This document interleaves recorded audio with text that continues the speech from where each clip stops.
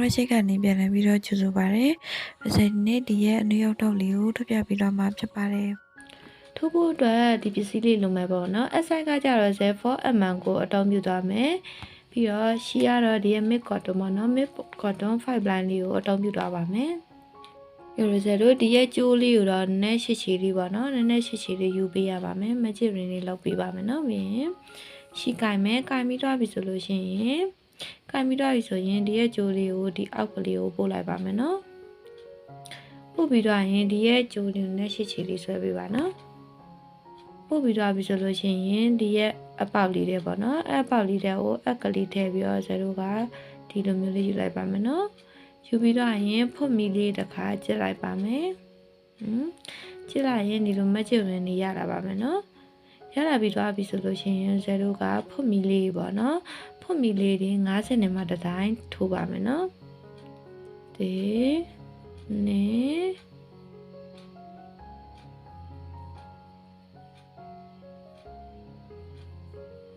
တော့လေးငါ6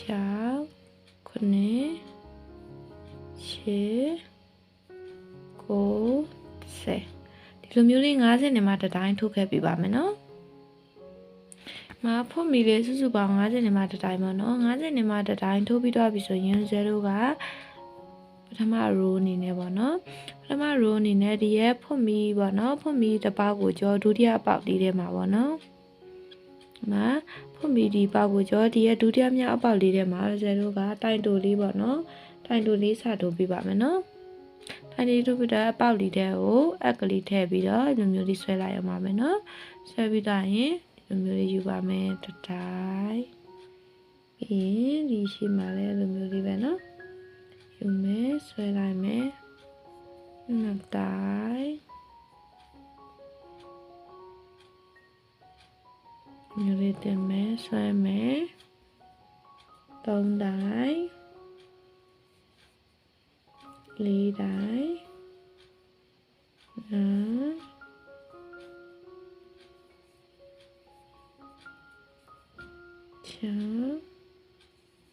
ကဲအဲ့လိုမျိုးလေးပဲပေါ့နော်0ဒီရဲ့ထိပ်ထီပေါ့နော်ဒီဘက်ထိပ်ထီထိုးလာခဲ့ပြရပါမယ်နော်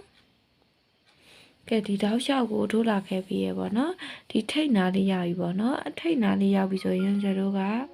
စုစုပေါင်းအခု0တာ49တိုင်ရှိပြီပေါ့နော်ဒီရှေ့အပေါက်လေးနဲ့ဆိုရင်50ပေါ့နော်50နော်တိုင်တူလေး50ပြည့်သွားပြီဆိုရင်0ဒီရဲ့ magic ring ပေါ့နော် magic ring ပေါက်လေးထဲမှာဒီမျိုးလေးထည့်လိုက်မယ်ပေါ့နော်ထည့်ပြီးတော့ရင်ဒီကျိုးလေးကိုပေါ့နော်ဒီလိုမျိုးလေးဆွဲလိုက်မယ်ဆွဲပြီးတော့ရင်လို့ slit knot လေးလုပ်လိုက်မယ်ပေါ့နော်လုပ်ပြီးတော့ရင်ဖွတ်မီလေးတစ်ခါထိုးလိုက်မယ်ထိုးပြီးတော့ရင်ဒီဘက်ကလေးကိုလှည့်လိုက်ပါလှည့်ပြီးတော့ပြီဆိုရင်0ကဒီမှာပေါ့နော်ဒီရဲ့ပေါ့နော်ဒီရဲ့ပေါက်လေးထဲမှာပေါ့နော်ဒီရဲ့နှစ်ပေါက်ကိုကြော်ရပေါ့နော်ဒီပေါက်လေးထဲမှာထည့်မယ်ဒါကslit knot လောက်ဖွတ်မီထိုးထားတဲ့ပေါက်ဒီပေါက်ကကြတော့ slit knot ထိုးထားတဲ့ပေါက်လေးပေါ့နော်ပြီးတော့ဒီရဲ့အရှိပေါက်ဒီနာမှာပေါ့နော်ပြောမယ်ဆိုရင်နှစ်ခုကြော်လိုက်တယ်ဒီရဲ့တတိယပေါက်လေးတွေပေါ့နော်ပေါက်လေးထဲမှာ0ကတိုင်တိုလေးပေါ့နော်တိုင်တိုလေးဒီအနောက်ကျိုးတကျိုးပဲယူမယ်နော်တိုင်တိုလေးထိုးလိုက်မယ်တတိုင်းစုစုပေါင်းအတိုင်ကြီး50ပဲရှိရမယ်နော်50တည်းကြော်တော့မှားနေလို့နော်တတိုင်းပြီးရင်ဒီရှေ့ပါမှာ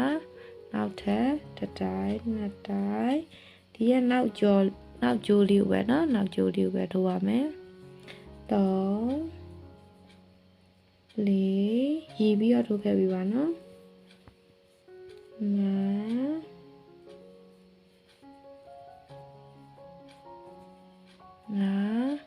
6ကဲအဲ့ဒါကိုဘယ်ထိထိုးပေးရမလဲဆိုတော့ဒီဘက်ထိပ်ဒီပေါ့နော်ဒီဘက်ထိပ်အစုံသားလေးထိထိုးခဲ့ပေးရပါမယ်0ထိုးလာတာ48ပေါ့နော်ဒီဘက်ထိပ်ကနေဒီဘက်ထိကိုထိုးလာ48ရိုးရှိ48တိုင်းရှိပြီပေါ့နော်စုစုပေါင်း50တိုင်းပေါ့နော်50တိုင်း50ခုရှိရပါမယ်48ဒီရဲ့နောက်ပါမှာ49ပြီးရင်ဒီရှိပါမှာပေါ့နော်ဒီရဲ့နောက်ပါမြင်ရလားမသိဘူးအရှိရလေအယောင်ရွေးတာမှားတော့ ဗီဒီယိုထဲမှာတိုက်အဆင်မပြေဘူးဒီနောက်မှာပေါ့နော်5050တိုင်းရှိရမယ်နော်50တိုင်းမရှိဘူးဆိုလို့ရှင်မှားနေနော်မှားနေတယ်ဒီလိုမျိုးအတိုင်ကြီးက50မပြည့်ဘူးဆိုရင်နောက်အဲ့လိုမျိုးမိုင်းနဲ့နောက်ဆောင်းသွားလိုက်မယ်နော်အဲ့လိုမျိုးဖြစ်တတ်လို့ပါကဲနောက်တက်တာ row 2ပေါ့နော်နောက်တက် row 3 row 3တော့ဖုတ်မီလေးတစ်ခါကျစ်လိုက်တယ်ကျစ်ပြီးတိုင်းဒီဘက်ကလေးကိုလဲလိုက်ပါမယ်လဲပြီးသွားပြီဆိုလို့ရှိရင်ဇာတို့ကဒီပေါက်ပေါ့နော်ဒီရှေ့ပေါက်ဒီအပေါက်နော်ဒီပေါက်လေးထဲမှာဇာတို့ကတိုင်တိုလေးထိုးပါမယ်နော်နောက်ပေါက်ကိုပဲထိုးပြီးသွားရနော်နေစုစုပေါင်း50အတိုင်းပဲရှိမယ်နော်ဒီမှာလဲ3 4 5ကဲဒီဘက်ထိပ်ထိကိုထိုးခဲ့ပြီပါနော်ဇာတို့ဒီဘက်ထိပ်ရောက်လို့ရှိရင်ပြန်ပြပါမယ်နော်ထိုးလာဒီဘက်ထိပ်ထိရောက်ပြီပေါ့နော်ဇာထိုးတာ49ခုရှိသွားပြီပြီးရင်ဒီဘက်ထိပ်မှာဒီထိပ်တစ်ပေါက်မှာ50နော်ပြီးရင်တိုင်ရင်50ရှိရမယ်နော်တိုင်ရင်50မရှိမှားနေလို့နော်ကဲပြီးရင်ဒီရဲ့ magic ring နဲ့မှာ0ကဒီရဲ့ row 1တိုင်းလေးပေါ့နော် row 1တိုင်းလေးပဲ0ကဒီလိုမျိုးလေးပေါ့နော်ပေါက်လေးတွေကိုထည့်လိုက်မယ်ထည့်သွားရင် split knot လေးလုပ်မယ်ပေါ့နော်ပြီးရင်ဖုတ်မီလေးတစ်ခါကျစ်တယ်ကျစ်ပြီးသွားရင်ဒီဘက်ကလေးကိုလှည့်မယ်နော်လှည့်ပြီးသွားပြီဆိုလို့ရှိရင်0ကဒီရဲ့ဖုတ်မီကျစ်ထားတဲ့တစ်ပေါက်နဲ့ဒါဖုတ်မီချစ်ထားတဲ့ပေါက်ဒီရဲ့ဟာစလစ်နော်ထိုးထားတဲ့နှစ်ပေါက်ကိုကြော်ပြီးတော့တတိယပေါက်လေးထဲမှာ0ကတိုင်တိုလေးပေါ့နော်တိုင်တိုလေးထိုးပါမယ်စုစုပေါင်းတိုင်တိုအရေးအတွက်50ကိုရှိရမယ်နော်ဒီအနောက်ပေါက်ကိုပဲထိုးထားပြရပါမယ်နော်နေတောင်း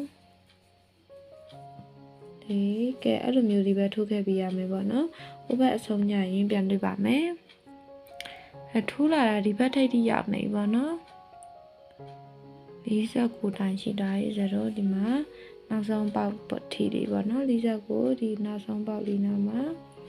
50ပြီးရင်နောက်တန်းအတွက်ဖုန်မီတစ်ခါချစ်တယ်ဒီဘက်ကလေးကိုလဲလိုက်မယ်လဲပြီးတော့ရင်ဒီရဲ့တန်းမှာပဲပေါ့နော်ဒီရဲ့ပေါက်လေးထဲမှာနော်ဒီလေးတိုင်တူလေးတစ်ခါထည့်မယ်ရှိပေါက်မှာလဲတိုင်တူလေးနေတော့ကဲဒီလိုမျိုးလေးပဲပေါ့နော်အဲ့လိုမျိုးလေးပဲထိုးလာခဲ့ပေးရပါမယ်အခြေအဆက်အနေနဲ့အတူတူပဲပေါ့နော်အခြေအဆက်နဲ့အတူတူပါပဲအဲ့လိုမျိုးလေးပဲထိုးခဲ့ထိုးလာတာစုစုပေါင်း60နဲ့မှ6ရိုးပေါ့နော်60နဲ့မှ6ရိုးပြည့်ပြီဆိုရင်ဒီလိုမျိုးလေးရလာပါမယ်နော်ကိုကခေါင်းအုတ်ထုပ်ကိုနည်းနည်းကြည်ကြဲလေးဆောင်းချင်တယ်ပေါ့နော်နည်းနည်းလေးကြည်ကြဲလေးဆောင်းချင်ရင်ရိုးပို့ထိုးပြီးပေါ့နော်ကိုယ့်ရဲ့ခေါင်းဆိုင်အပေါ်မူတည်ပြီးတော့ရိုးလေးတွေကိုပို့ထိုးခဲ့ပါတော့ဆရာဒီမှာ96မှာလေးရက်လိုက်တယ်ပေါ့နော်96မှာလေးရက်လိုက်ပါတယ်ရက်ပြီးသွားပြီဆိုလို့ရှိရင်ဆောင်းတိုင်နာကြလို့ရှိရင်ဆရာတို့ကကိုကက်ကြီးလေးနဲ့ပဲပေါ့နော်ကက်ကြီးလေးနဲ့ရှည်ရှည်လေးဖြတ်လိုက်မယ်ဟောနော်ရှည်ရှည်လေးဖြတ်လိုက်ပါဖြတ်ပြီးတော့ရင်ဒါလေးကိုဆွဲထုတ်လိုက်ပါမယ်နော်ဆွဲထုတ်ပြီးတော့ဒီရဲ့ကျိုးပေါ့နော်ကျိုးလေးကိုဒီထဲကိုထည့်လိုက်ပါထည့်ပြီးတော့ပြီဆိုရင်ကျတို့ကဒီရဲ့နှစ်ဖက်ပေါ့နော်ဒီရဲ့နှစ်ဖက်ကလေးကိုဒီလိုမျိုးလေးပေါ့နော်ဆက်ပါမယ်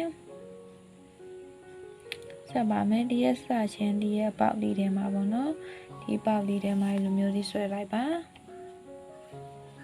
ကဲဆိုရင်လိုမျိုးလေးရမယ်ပေါ့နော်ရလာပြီးတော့ရင်ဒီအရှိပေါက်ပေါ့နော်ဒီအရှိပေါက်နဲ့ဒီရဲ့ဒုတိယပေါက်ပေါ့နော်ဒုတိယပေါက်ချင်းချင်းကိုဆယ်တို့ကချုပ်ရပါမယ်နော်အချုပ်တယ်လို့ပဲပေါ့နော်ဒီမှာဒီရဲ့3ပေါက်မြောက်နဲ့ဒီထိတ်ကဒီဘက်က3ပေါက်မြောက်နဲ့ကိုဆက်ပေးပါဒီပေါက်မြောက်နဲ့ဒီဘက်ကအပေါက်လေးနဲ့ကိုဆက်ပေးပါ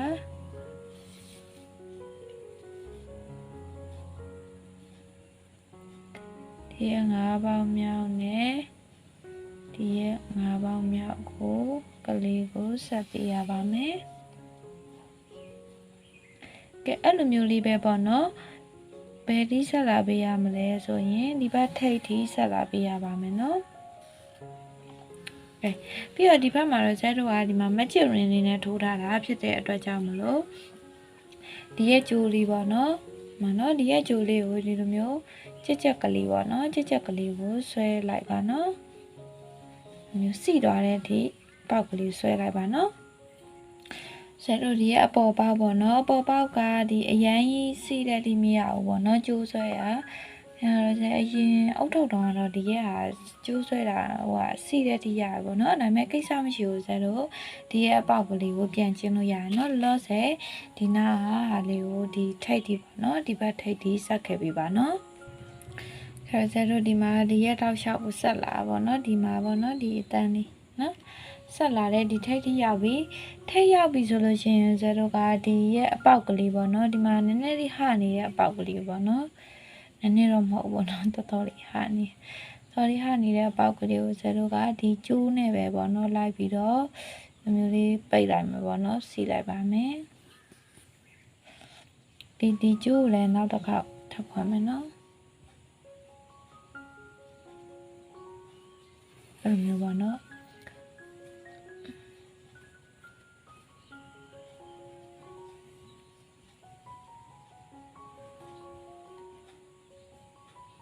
ဘောနော်ဒီဘက်ကကျိုးနဲ့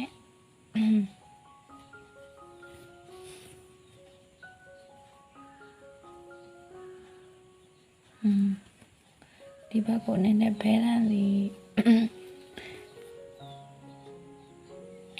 လိုမျိုးပေါ့နော်ဘဲလန်းလေးဖြစ်အောင်လို့ဒီရဲ့အသွန်လေးတွေကိုပတ်ပတ်လေးကိုညီညီလေးပေါ့နော်ညီညီလေးတွေလောက်ပြီးတော့လိုက်ပြီးတော့စီလိုက်မယ်ပေါ့နော်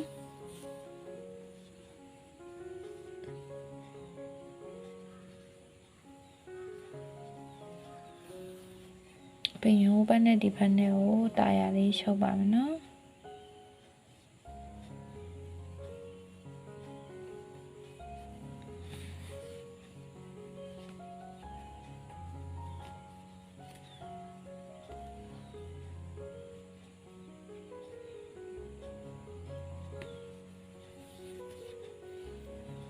ဒီလိုမျိုးလေးပေါ့နော်ဒီလိုမျိုးလေးက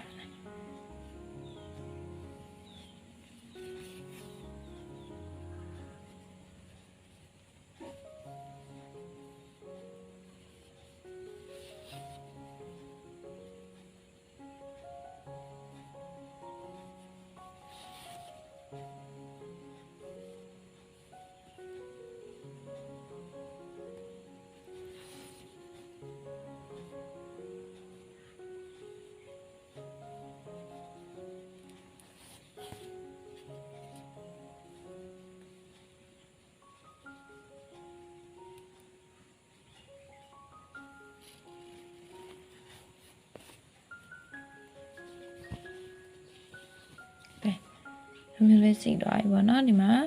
စီသွားပြီဆိုလို့ရှိရင်ဒီရဲ့ကြိုးလေးကိုပေါ့နော်ဒီကြားလေးတွေကိုလိုက်ဖွက်လိုက်ပါမယ်နော်ဒီရဲ့ကြားလေးတွေကိုပေါ့နော်ကြားလေးတွေကိုလိုက်ဖွက်လိုက်ပါနော်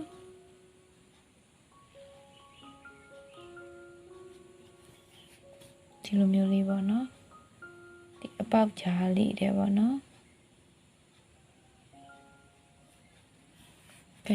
အဲ့လိုမျိုးလေးလိုက်ဖွက်လိုက်ပါနော်